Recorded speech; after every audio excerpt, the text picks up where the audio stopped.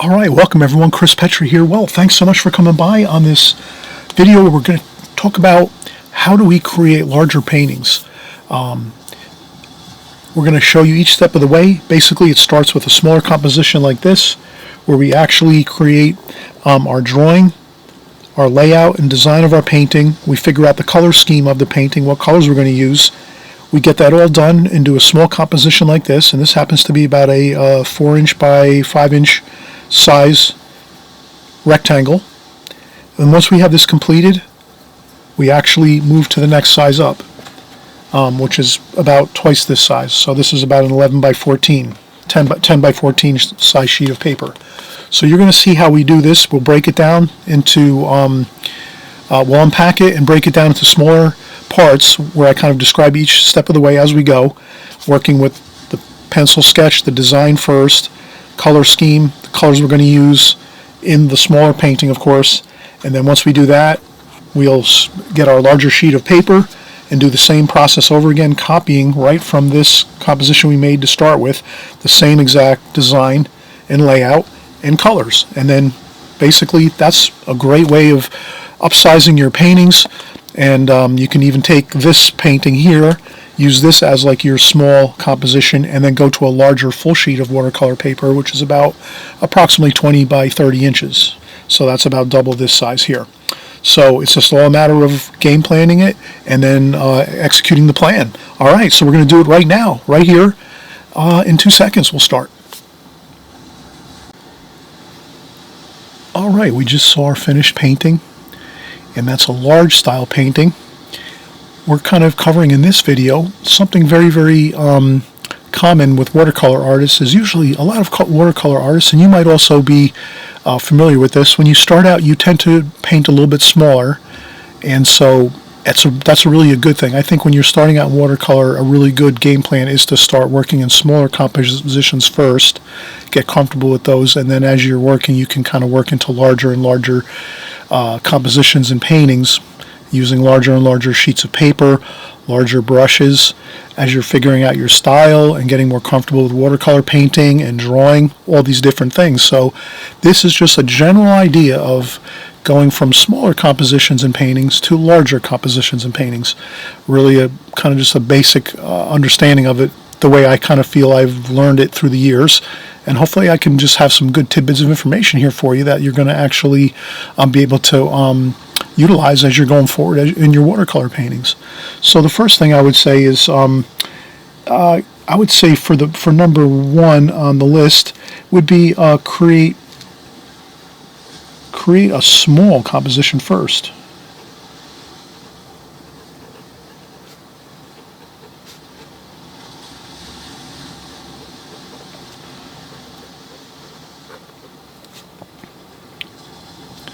And a more simple one.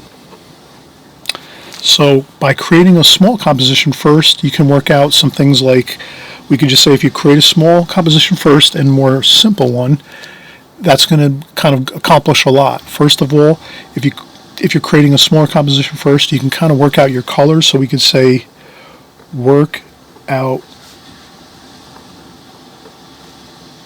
color scheme first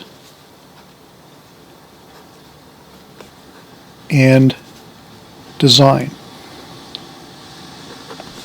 So that's kind of the goal here, working out your color scheme first and your design. So you're kind of going to figure out how you want everything placed in your rectangle within your painting and your composition. And secondly, let's figure out the color scheme.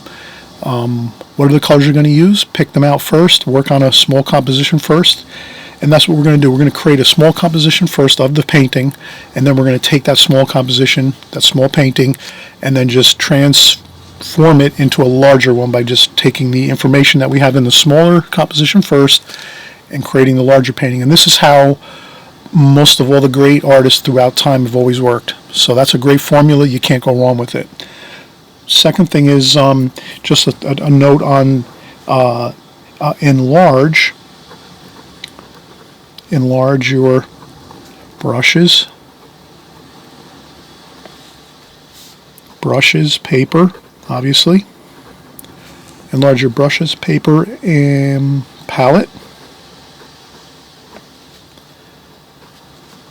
and possibly water container. So these are just considerations. Again, you might have to purchase a few new larger brushes. Obviously larger paper to create the larger painting. Then you might have to enlarge your palette, or you can even do creative things like maybe use a maybe a roasting pan or a ceramic dish that you might have in the cupboard to mix up some larger washes if you might need to. It might not be that you have to create a lot of larger washes, but if you might have to create a few larger, really puddly, really juicy washes that have lots of water in them, you might not have a palette that's going to be able to accommodate that. So you might have to use something creative at first, and then maybe you can shop around for a larger palette eventually. Just an idea. And then I would say the third thing is really anticipate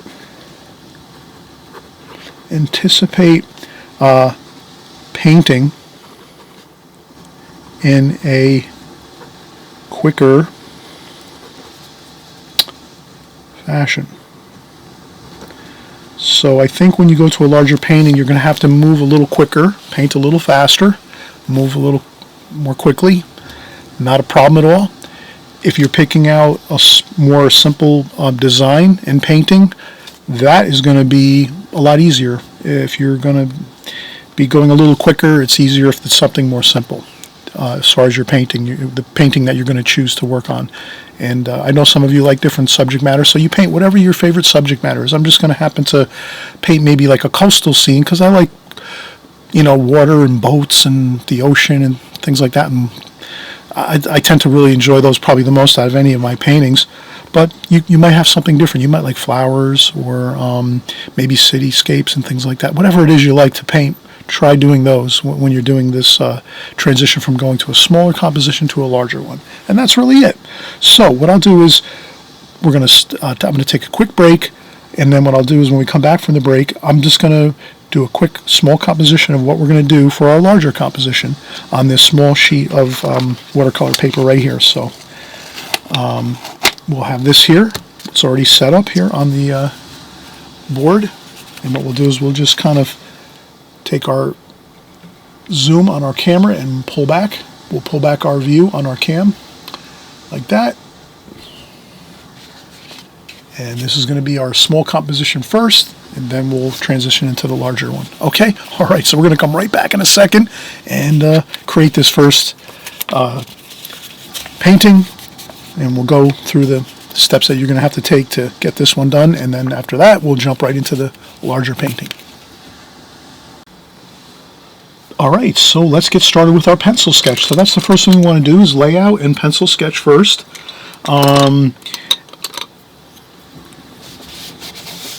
I have this smaller piece of watercolor paper here, and this happens to be, if we just check it out quick, we can kind of give ourselves a quick idea of, this is a 5x5 square here.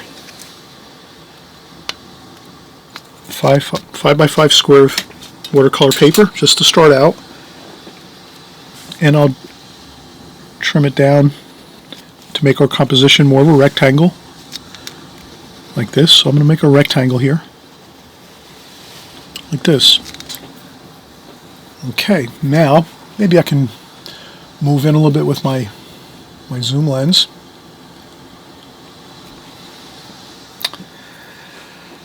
I'm going to go with a simplistic coastal scene. So what I'm going to do is kind of take my paper and just my rectangle and say I'm going to figure out where the center point is of this, and that's about here. Then I'm going to go a little bit lower than the center point. So I want to have my land, my distant land and hills and mountains at about 1/3 up from the bottom of the painting. A little bit, maybe more than 1/3, but not quite half. All right, so that's our first point here we're going to have. Other than that, I think everything else is going to fall into place fine. So what I'll do is I'm just going to take and just make some rolling hills in the background. That's it. Nothing too fancy. Okay, maybe I will in the distance. Maybe I will make a few. Maybe there's a few buildings and structures back here that I can make like this. That might be in the far distance here. Maybe there is no real distinguishable features on these buildings in the distance here. Maybe there's a few, just some buildings, kind of like a little bit of a skyline. And then maybe over here there's a few more buildings and structures over here, like that. Just something very simple.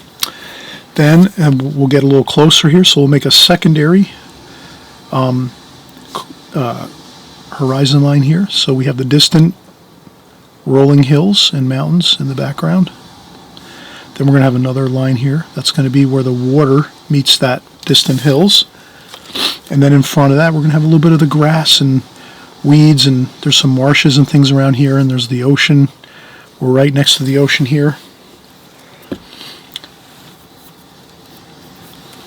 And then we're going to go with some water. So I'm going to make some water, some lines, just to create a feeling of some areas of water and marshes. And then maybe over here there's going to be a little bit of some more land coming in this way, and then coming back over that way here, and maybe a little more land over here too. So you can kind of see there's a little bit of some land.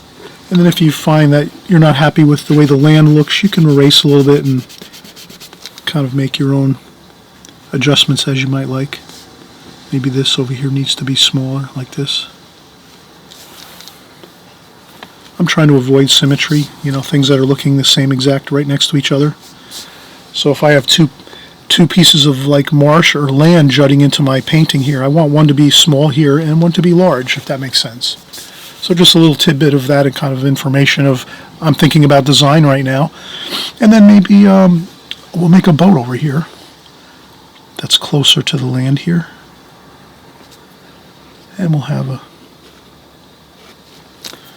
sailboat over here. And then maybe we'll have another sailboat over here. It's a little bit smaller in the distance, so that's more like this. This one's a little bit larger, closer to us. That'll create some real nice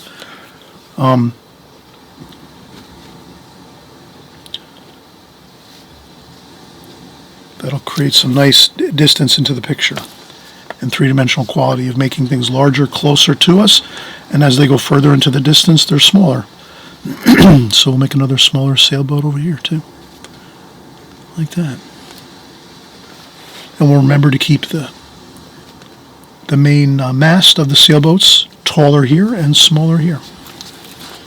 And that's basically the composition that we're going to have.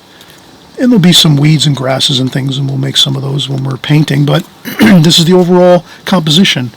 A nice loose sky wash with lots of water and paint, and we'll get going in just a second. I'm going to take one more quick break now. I'm going to fetch my brushes over here on the other side of the studio, bring them back over here. We'll cover just a little bit of our brushes, and again, this was just a simple soft pencil, a B, it's the 8B. These are my Staedtler Mars Lumograph pencils. They're made in Germany. I buy them by like the box. This way I can buy like 10 of them at one time because I use them a lot. And then I just have my 8Bs. They're really, you can create some really nice dark lines with these 8Bs. So if I press a little harder, you can see how I can get a really nice dark line. And that's why I use them, because on videos you need to see those darker lines. They look a little better on video. And it's not hard to do that. And so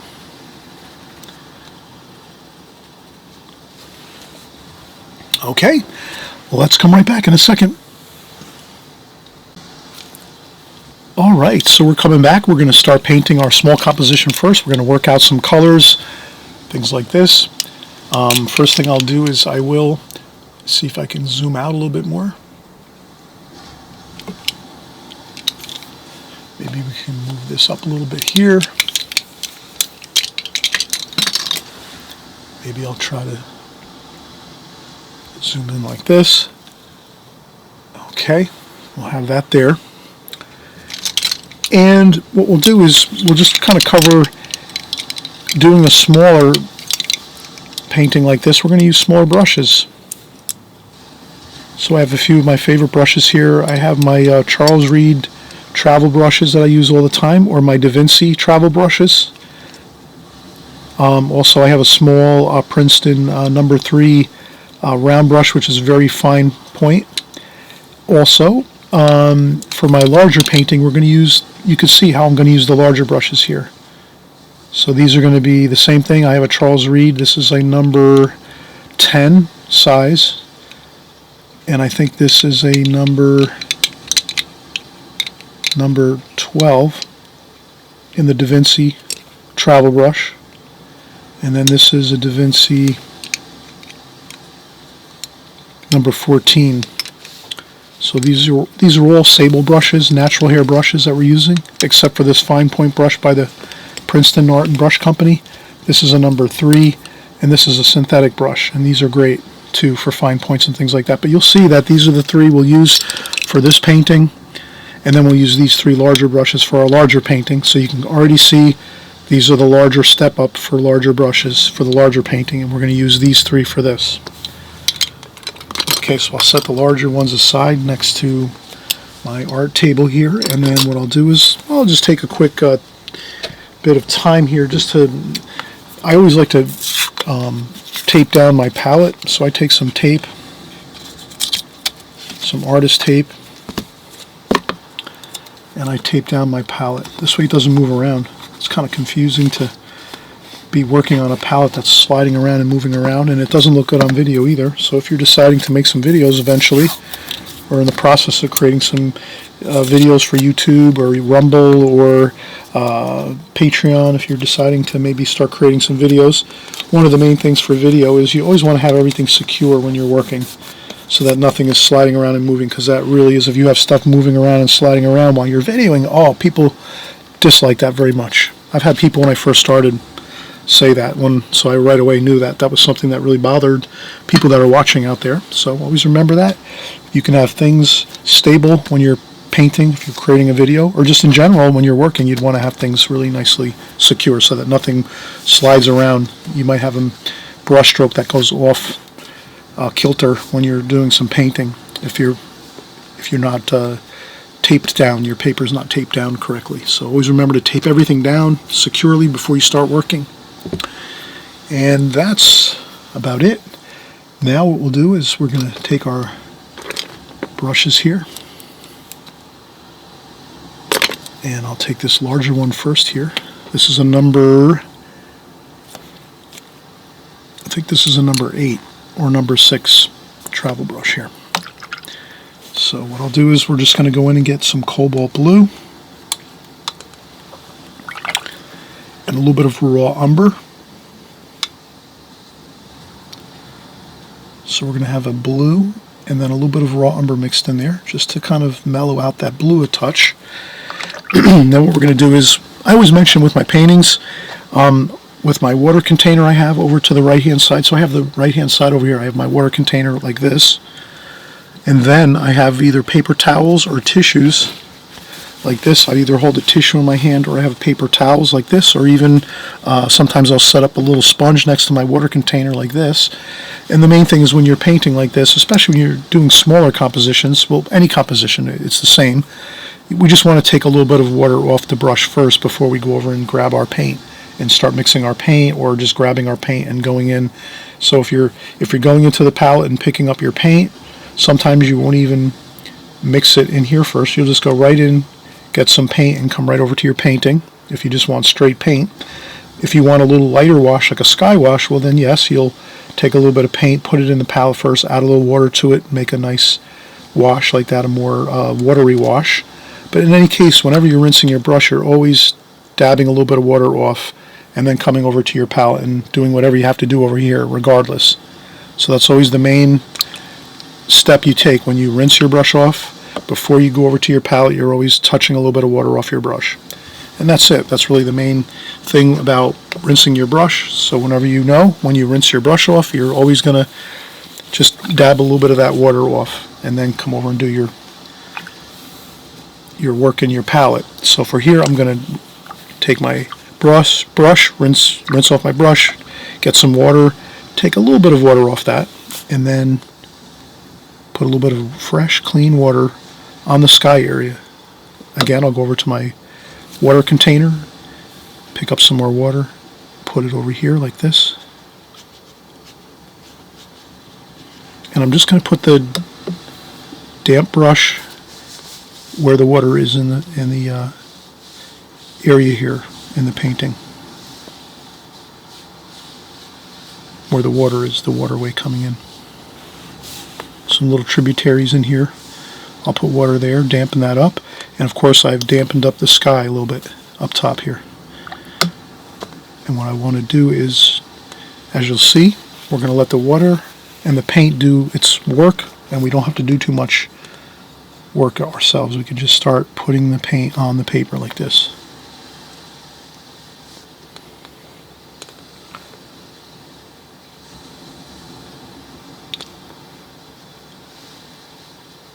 And as you can see, cobalt blue, a little bit of raw sienna, and you start just touching down onto the paper that we pre-moistened with a little bit of water. And then you can take a little bit of water like this and make the clouds going across. And then you can even go across and start putting in the water area here like this.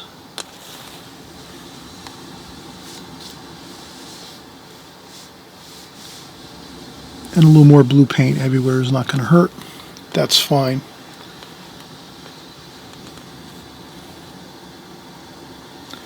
A little bit darker up top is better. The sky is always darker up top here.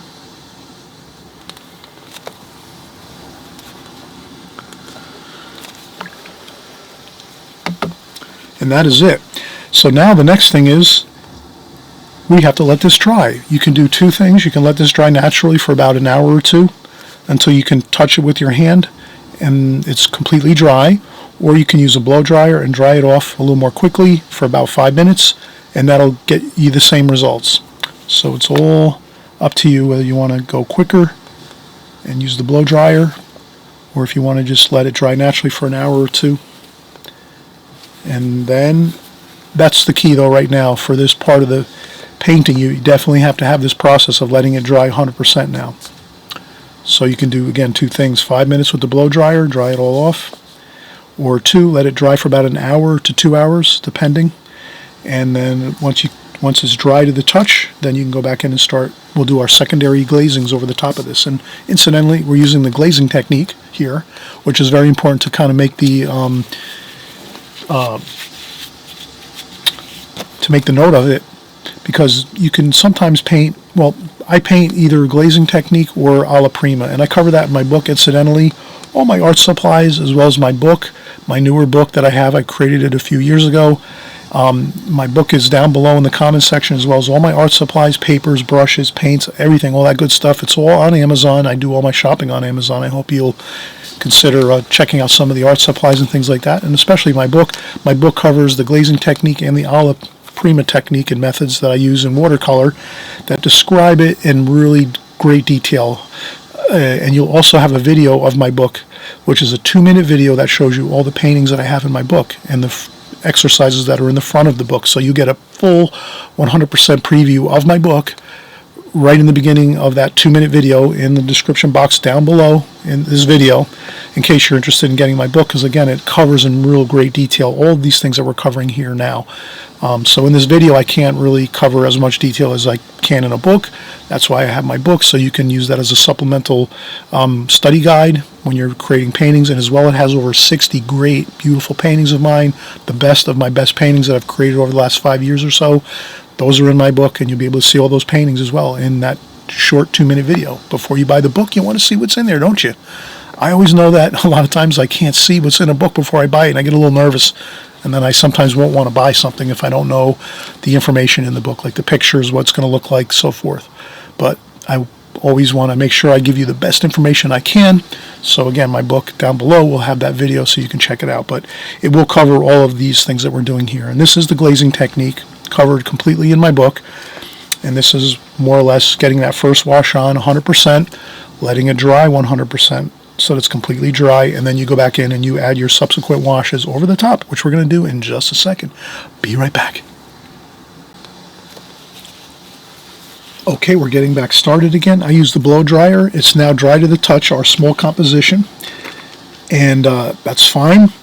What we're going to do now is just pick up where we left off. We have the paint already in here for our blue washes, which were our blue and a little bit of raw umber for our sky wash.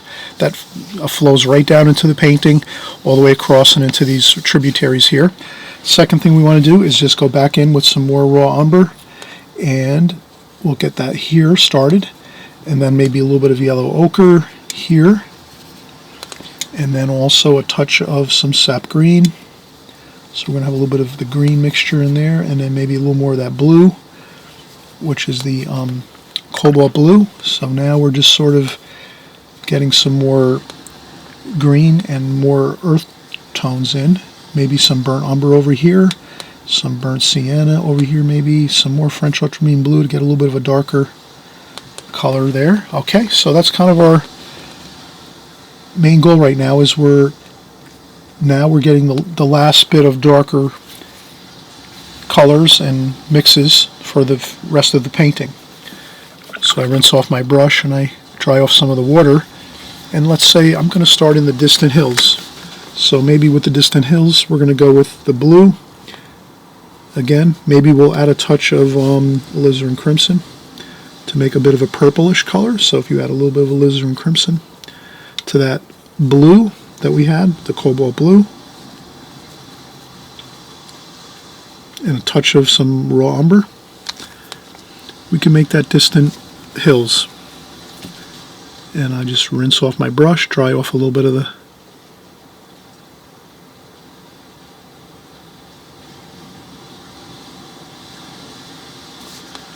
water. So I'm just having pretty much a little bit of paint on my brush, a damp brush with not too much water, so that I can get that rolling hill in the background there. And this is just setting us up for success, because now we're going to use this exact format, and we're just going to repeat this process with our larger painting. And what really helps too is if you go through this process one time right now, like we're doing with this smaller composition, then when you're going in to paint your larger painting, actually it'll go a lot quicker and smoother, because you've already gone through it one time, and then you'll be able to go through it faster, like we were saying, that we have to pick up our pace a little bit, if that makes sense. Does that make sense? When we're doing a larger painting, we have a lot of more paper to cover, so we got to work a little quicker to get that watercolor wash on there as we're going, so we don't fall behind and then things start drying on us and then we have a problem with unpleasant looking washes. So that's why we do that. Okay, so now we have that distant hill in the background, purpley blue hill. And we can also add some of that purpley blue in our sky if we want to, just to get a little bit of that purple color in a few other locations, since we're making it a newer color that we haven't used before. That's where we can add it up here in the sky a little bit, and maybe a little more. We'd use a damp brush, dry off a little bit of it here, and then maybe add a little bit here in the sky. Just like this.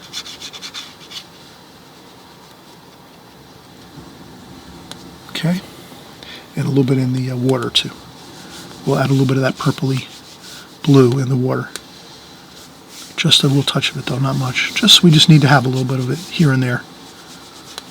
Okay, good. Okay, so now we have that. Now we're going to work into some of the greens and the earth colors, raw umber and brown, some green.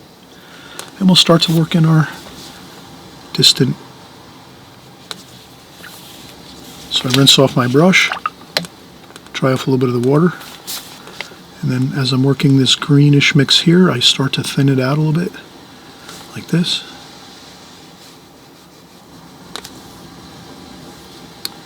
And we're going to put that over here. And already that's looking good. A little more over here.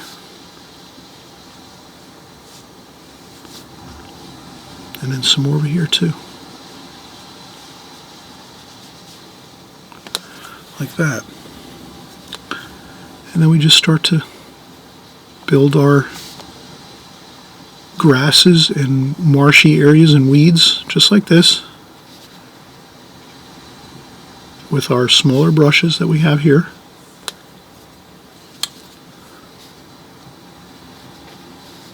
A little bit of greens, a little bit of the golden raw umbers and yellow ochres. Raw umber, a little bit of yellow ochre. We do that.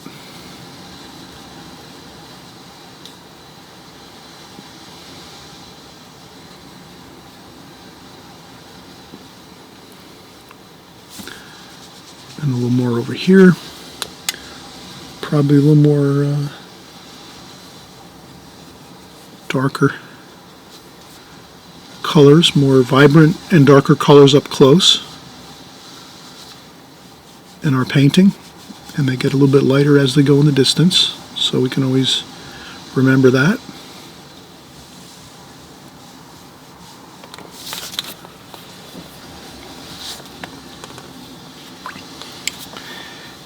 And then finally, let's get our darks, which we mixed, which was French ultramarine blue and a little bit of burnt umber, and a little bit of French ultramarine blue, burnt umber, and some raw umber, maybe some alizarin crimson. Just some really good darks there. And then we'll make our boats out of really, really dark mixes here.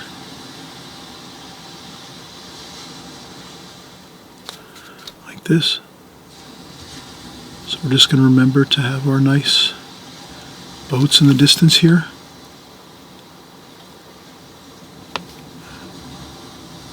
Like this. And this is our first composition. We don't have to worry about everything being perfect. We're just looking to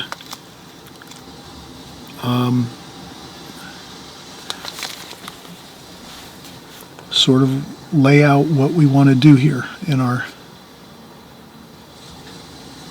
like this, in our painting. So we're going to have 3 boats here, 3 sailboats.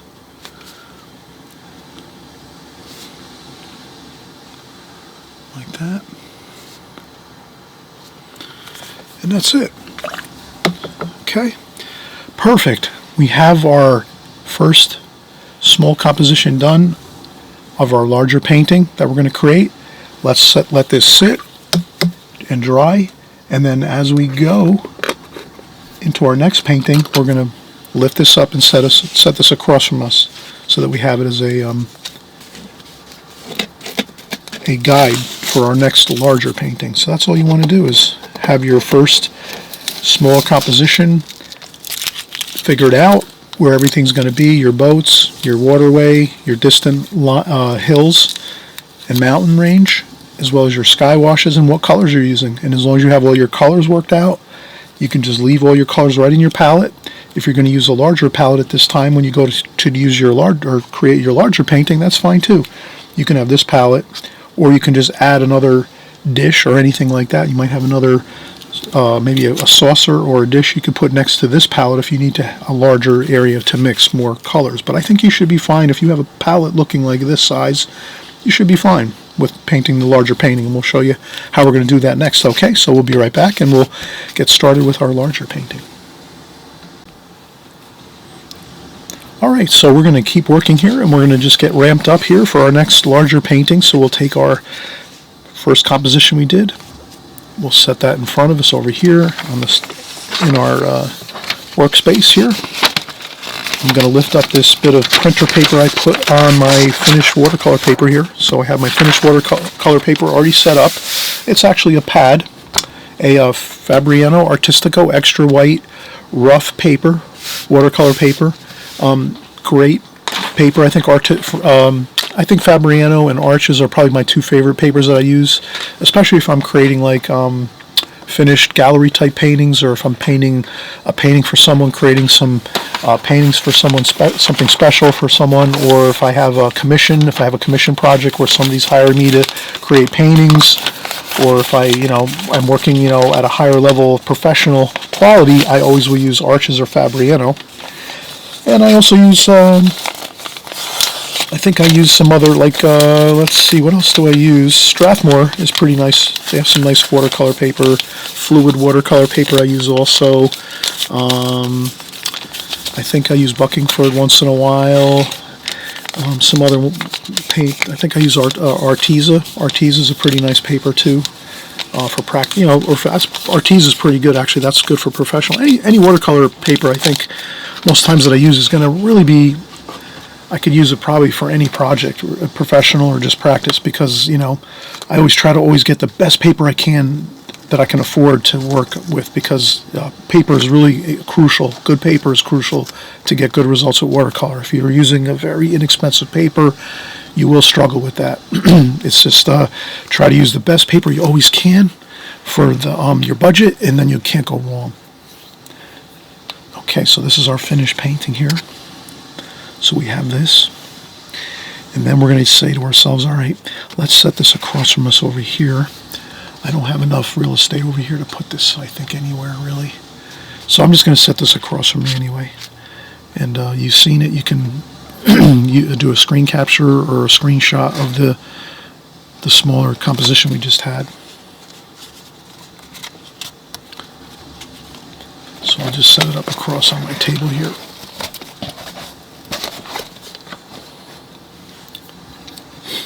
Okay, and then now we're going to do the same thing we did before. We're going to kind of say, all right, here's the halfway point. Let's go about a third of the way up the paper. And this is going to be our distant hills. So for our distant hills, about here, roughly, we can always take a ruler just to make sure we're going to create a level line across our paper. That's really crucial. So you can just measure and say, okay, where's that line? 4 inches up from the bottom of the paper is here. This paper happens to be a 10 by 14 sheet of paper. 10 by 14. So this is 4 inches over here up from the bottom, 4 inches up here from the bottom. Then I go across here like so. Just make a light line across there. That'll be our distant horizon line. I know it's not that dark right now, hard to see, but we'll get started with our distant mountain range, and then you'll kind of see what we have here. Okay, so I'm going to go with our distant hills over here. Okay, then we have a building or something over here. Another building there. Some trees, hills, mountains. You can always change something if you wanted to as you're doing your mountain ranges and things like this. There might be another building or something over here. Like that. Okay, that's our distant hills and mountain range. And then in front of that we have our grasses and weeds. And a closer bit of hills in front of that one, like that. And then we have our waterway. And then in our waterway here, we're going to come in like this.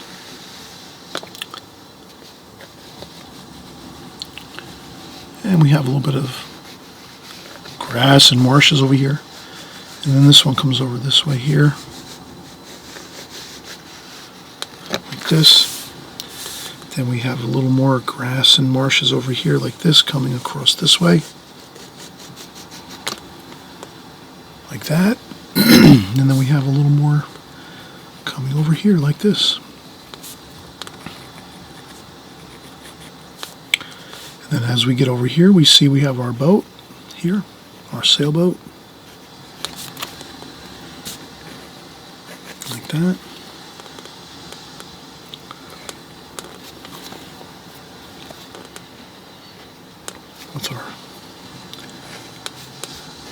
couple of rigging lines. We have our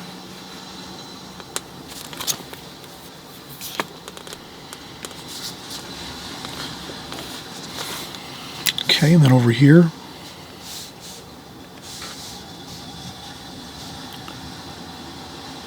smaller boat, sailboat, fishing boat, like that. A couple rigging lines like that. And then another one over here, even smaller yet.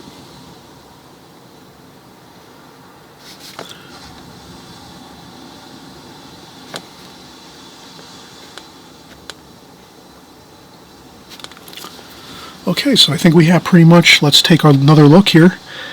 We sort of have completed the sketch now, our contour drawing and sketch. We might be able to come back here a little bit and make another bit of waterway back here, and there's some more bit of grasses and marshes over here, like that. So we have all of our grasses and our tributaries here, waterways here. Boats, we have 3 boats, 1, 2, and 3. We have our distant mountains drawn in, pencil sketched in. Our sky, we're going to do a nice free-flowing sky like we did in the first composition. The only thing we'll do is here, maybe we'll put the, it looks like this is a boat marker for boaters.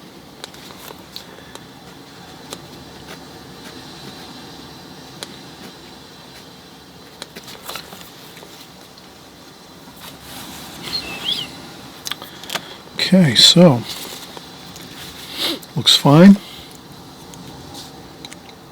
Next thing we're going to do is mix up for our sky wash. So I'm going to use the largest brush that I have over here, number 14, Da Vinci Maestro, and this is a Kolinsky sable brush. I will empty out my water and have fresh clean water. You can kind of see how from the first painting that's a little bit muddy looking, that water. Let's get rid of that and put fresh clean water in. So we'll just fresh crystal clear water to start with on our next here, our larger painting. And then what we'll do is we'll follow the same process we did in the beginning.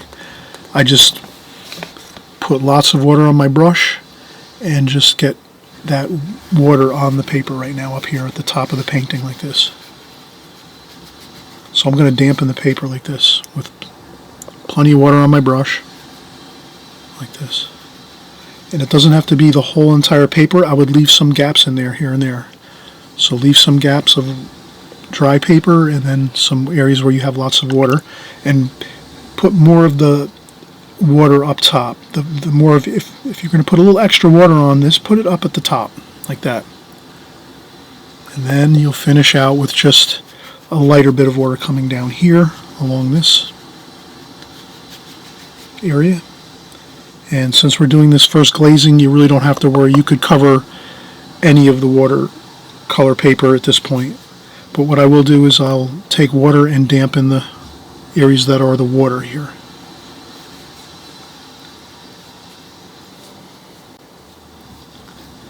And what makes it good is if you've completed that first smaller sketch and painting first, you'll kind of have the feel of where everything has to go. So right now I know where all the water is, right here where these tributaries are. So I'm able to put the damp brush on all of those areas. And of course, again, like I said, you can add extra water up top on your paper up here. Have a tissue handy just in case you need to blot up some, if there's too much water on there, but I think you should be fine if you just put a good healthy amount of water on your paper, dampen your paper up good. And then we're just going to do the same thing we did before. We're going to have cobalt blue, and since we have a large painting, we're going to have to mix up a large amount of blue there. So lots of cobalt blue like this, and then a little bit of raw umber. So maybe a little bit of raw umber in this second well here, and then rinse off the brush. Maybe more of the straight cobalt blue over in this one, and then we can start. Again, we're just putting the color up here to start with.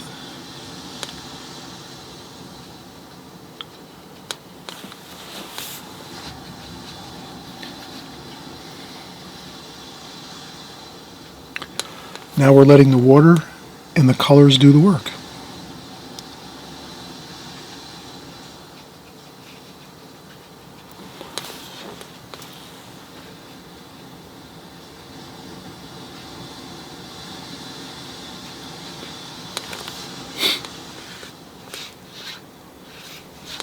Okay, now we said we wanted to use a little more raw umber here in the lower portion of the sky. A little bit up top too. A little bit of raw umber up there too. A little bit more down here. Like that. Then we can go right across where the distant hills are. And then we're going to do the same thing, more cobalt blue and the raw umber in the water.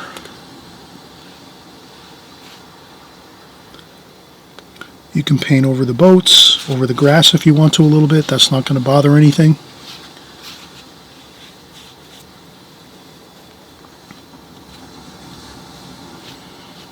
And that is it. See how easy that is?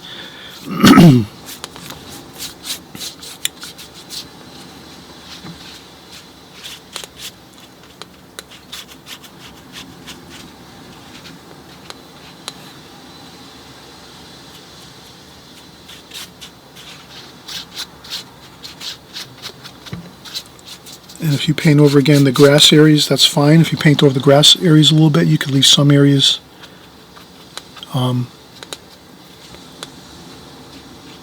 I usually try to just go right around the edges just to make sure the edges are good and covered. Then what I do next is, if you see any big puddles, grab a tissue or a paper towel and just blot up very gently, extremely gently, any puddles that you might see that you think might be a problem. And you can leave a little bit of white paper here and there. You can also make a few clouds with some white tissue by blotting up a little bit.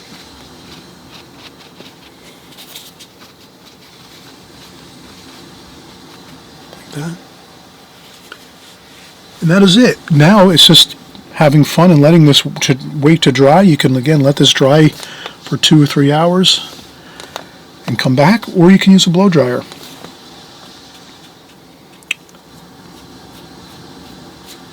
I think I'm going to let this dry naturally, have some dinner, and then I'll come back and finish up. So glad you're joining along here. I'm hoping you'll thumbs up if you like this video so far, and I'm always hoping too that you'll subscribe. Feel free to subscribe on the right hand or down below this video. You'll see the subscribe button. What subscribe does basically is if you click that button, it just means that you'll be alerted when our new videos come out. And we're making new videos every weekend, so we're usually creating 1 to 2, sometimes even 3 videos a week. If you hit subscribe, you'll just be alerted as they come out. This way, if you want to check it out first, do a preview of it, see what we're working on, and then you can prepare for maybe working on it together the next free time you have. Okay? That's all it is. All right, so we're going to come back once this dries 100%, and we'll finish up. We're going to actually do our darker tonal values like we did in the first composition. So we're just doing the same thing a second time, and we're doing it larger. And we said we were making it larger with using larger brushes, larger washes on our palette, larger paper of course, and then we're just working a little quicker, and that's all, and then you have it. So we'll do our darker tonal values next, which will be our boats, our distant purple mountains here in this scene, and then some of our grassy and weeds and things like that in this the water tributaries here in this ocean coastal scene here.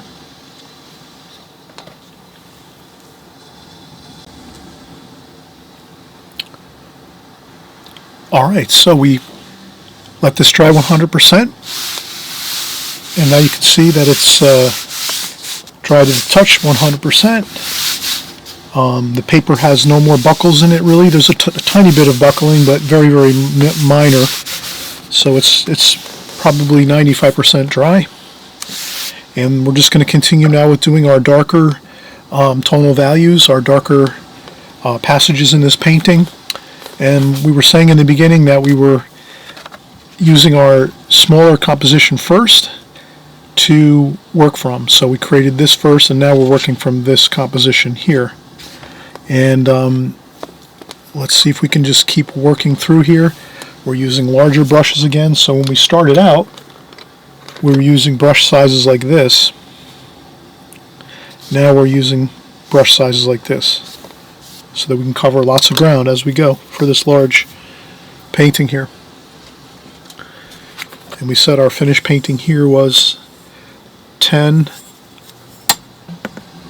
by 14.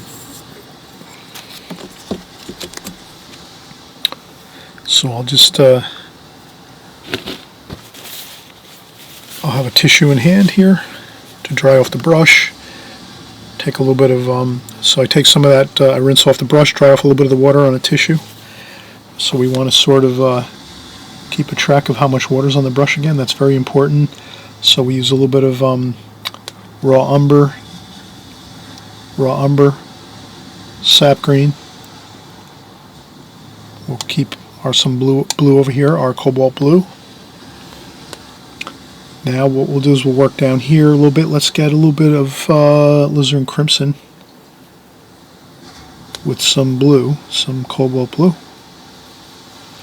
And then if you see that the color doesn't look quite right, you grab some paper towel,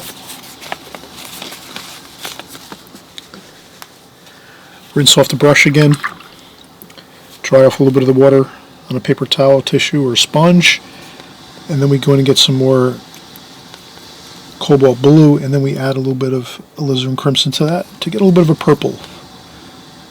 Really nice purple, actually. Cobalt blue and alizarin crimson. Then we could take a little bit of the blue and green just to kind of mellow that purple out a little bit, and let's start getting our distant hills here.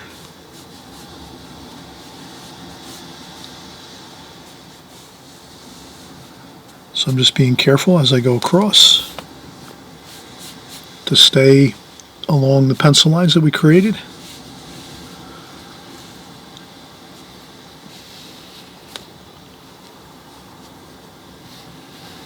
And again, I'm working sort of quickly.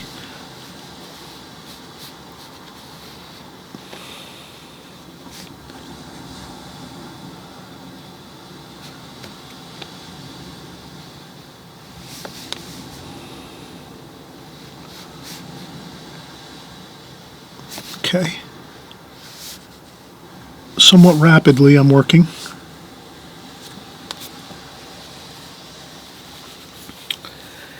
And then we can take again the brush, maybe put a little bit of some of that green and raw umber just along the bottom. And then we can almost fuse the two together a little bit.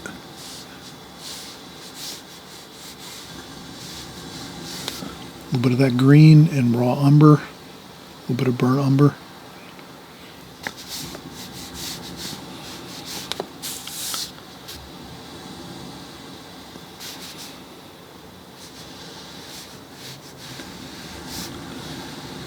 Okay, there we go. Then we're going to start working over here on the foreground, more raw umber, sap green, a little bit of burnt umber.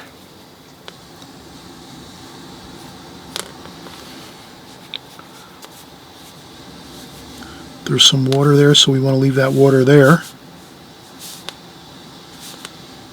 And our boat's over here.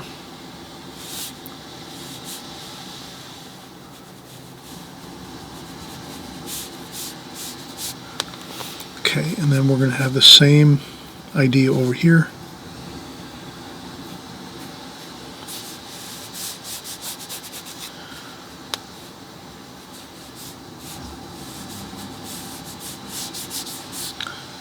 And we'll get our green and brown and raw umber over here.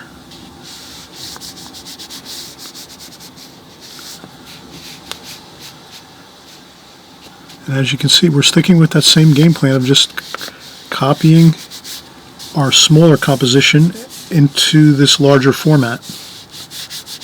And then all we had to do was just up the size of everything a little bit when we were drawing this scene. And that was really the main theme of what we were doing here is replicating something that we already did before so that it's more familiar to us, easier to work rapidly and quickly. So now, raw umber, a little bit of water, a little bit of blue.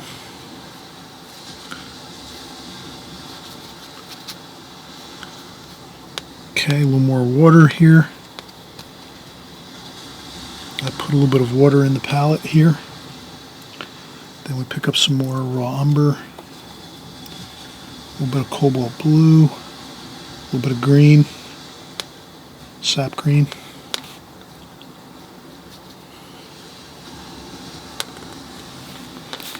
You could add a little more burnt umber and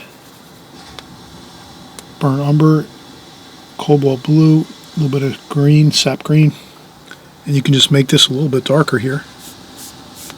So the foreground's always darker, and then it gets lighter as it goes into the distance, so you can get a little more dark bits over here. And this is really a fun scene that I like to paint, the coastal scenes. Probably many of you that have seen me for a number of years, you'll know that I like to paint these type of scenes a lot. Boats and coastal areas and things like this, lighthouses.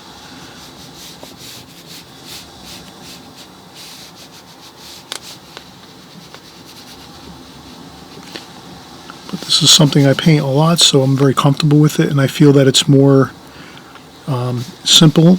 In my own mind, it's simple. It's nothing simple in watercolor usually. And but this kind of tends to be something that I can enjoy and do kind of rapidly, get a larger bit of painting done quickly. Alright, so now I think we can rinse off that brush, and let's just grab our other brush, something a little smaller. So we can go back to a little bit of a smaller brush here. And we'll pick up some of the cobalt blue, maybe a little bit of French ultramarine blue, a little bit of burnt umber, alizarin crimson, maybe a little more burnt umber and alizarin crimson, and we'll start creating our boats.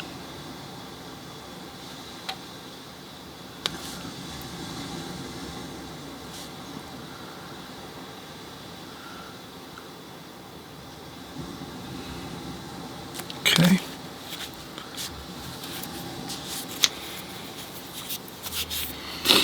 And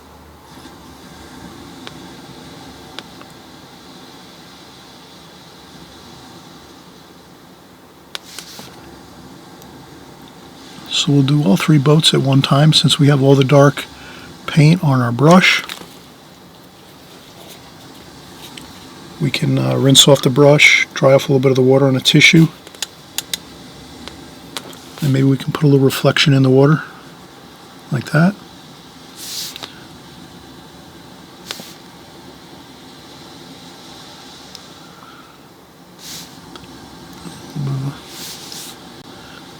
Reflection for the masts.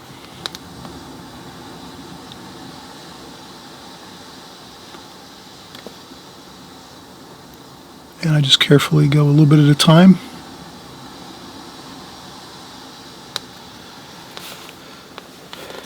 For the masts here. Since the paper is dry, I can rest my hand right on the watercolor paper, and then I just go a little bit at a time.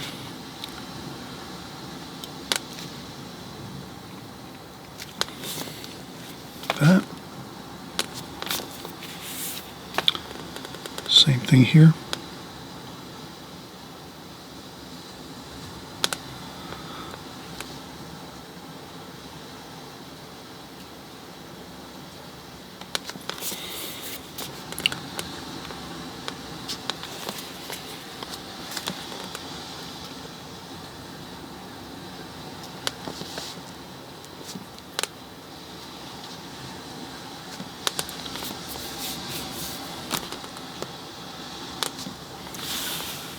little bit of reflections in the water from the masts. We have a little bit of rigging, so if you want to do some rigging, you can just dry off your brush so that it has barely any paint on it, and then you can do some of the rigging lines, and they come out really light because you dry off pretty much all the paint.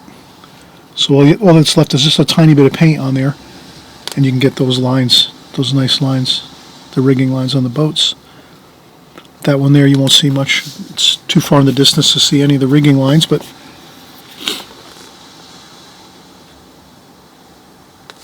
you can get a few details in here as you want. But that's really it. This is pretty much complete. If you wanted to, you could add a couple highlights. You could rinse off the brush, use a tissue, dry off some of the water off the brush, grab some titanium white in a tube like this, put a tiny bit of yellow ochre in the top of the tube of the titanium white just to kind of warm up that white. Titanium white straight out of the tube is kind of stark white. So if you add a little bit of yellow ochre in there, tiny bit, and stir it around a little bit, you'll get a little better of a warmer white there. And then you could just maybe put a few highlights if you wanted to on the boat, like this. Maybe one over here. Go in and get some more of that white, titanium white, like that. Maybe over here too as well.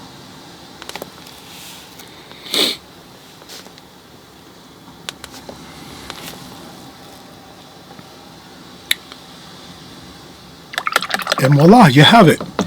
A larger painting from a smaller composition, like this. What we did was up the size. We realized that once we created this for our first composition, our first painting in a small format, we were already used to the colors that we used, the color scheme.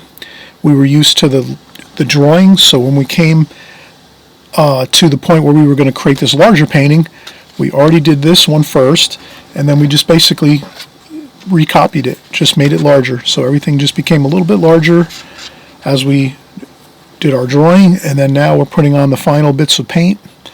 And you can see how you can easily create a larger painting by just following a few kind of like, loose ideas and a format to follow. But this really will actually get you to that point where you'll feel confident and at ease to create something larger, a larger painting.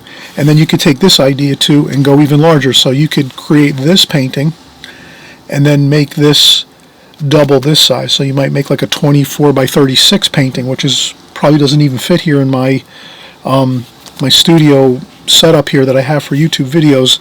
I think the largest I can put here is probably like I'm not sure if a 20 by, maybe not even a 20, probably like an 18 by 24 I think is the largest I can fit with my camera here.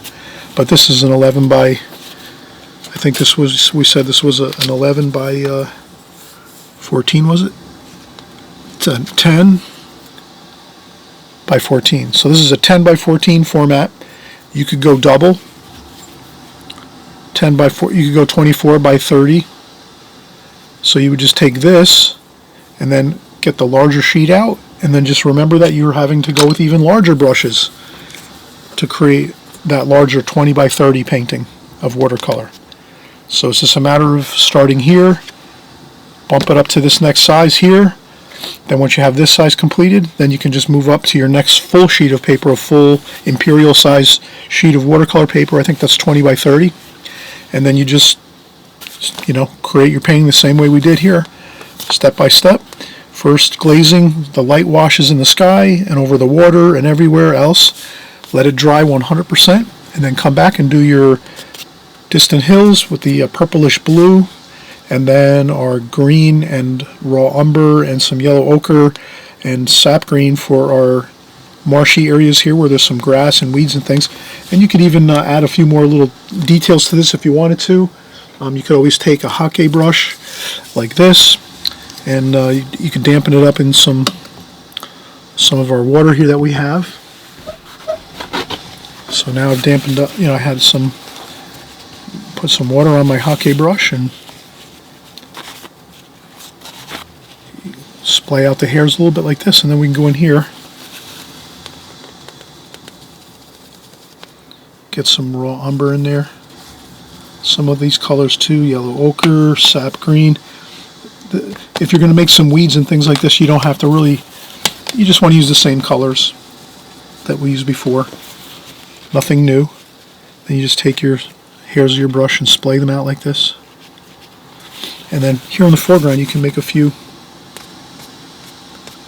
couple of bits of grasses and things. And what that does is it kind of really gives you the feel that you're seeing more of the details here up close in the foreground of your painting. And then maybe even some here a little bit, not too much here, but a little bit. A couple of taps and little dabs here and there, like this, like that. A couple of weeds in the water, maybe a little bit like this. You can go a little darker, burnt umber, French ultramarine blue, sap green.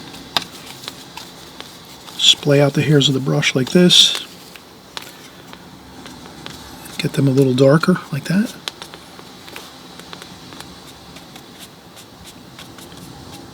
Maybe a little bit of a tree over here. Okay. So you can see how you can kind of build in a little more detail into your painting. Like this. Maybe even a little bit of over here on the land. So on the land usually, like in the marshy areas and you'll see a little bit of details here close up. In the distance you won't see any of that because that's in the very, very far distance. But you can even get a couple of bushes and trees in here like this, like that. And that can really, you can even, once you have that completed, you can let the details just a little more. We get our fine brush like we have here, just quickly. Maybe a little bit of burnt umber and French ultramarine blue to get it a little darker. Dry it off just a hair on a paper towel, tissue, or sponge. And then you can do a few branches like this.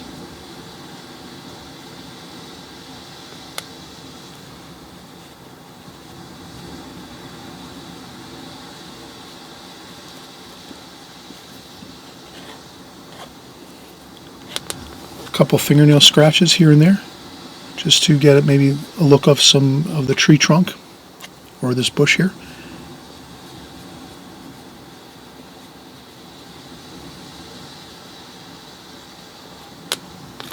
Like that, maybe a little bit over here.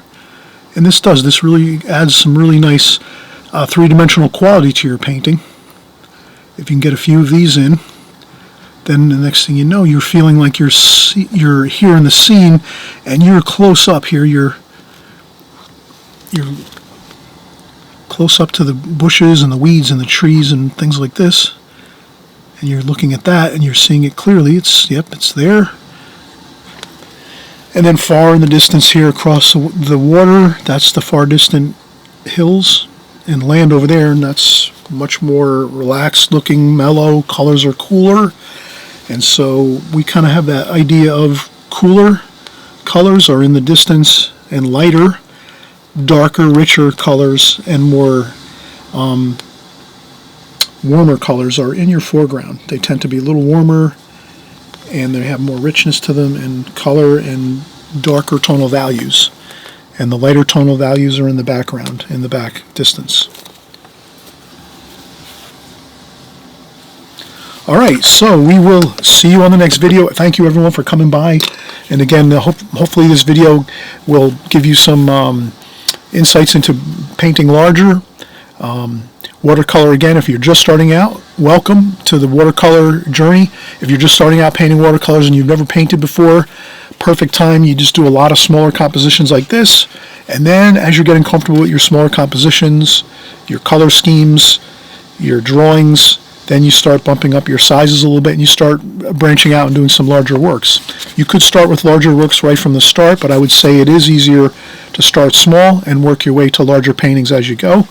And we show you the process right here, and we're going to do more videos just like this, and I have other ones in my archives on my channel that are similar to this, where I talk about painting larger, and maybe there's a few different subject matter that we might do. There might be other subjects that I have done where I've showed larger paintings from smaller paintings. But in any case, thanks for coming by. Hope you'll subscribe on the right hand side below too if you're interested in kind of following along what we're doing here on my channel.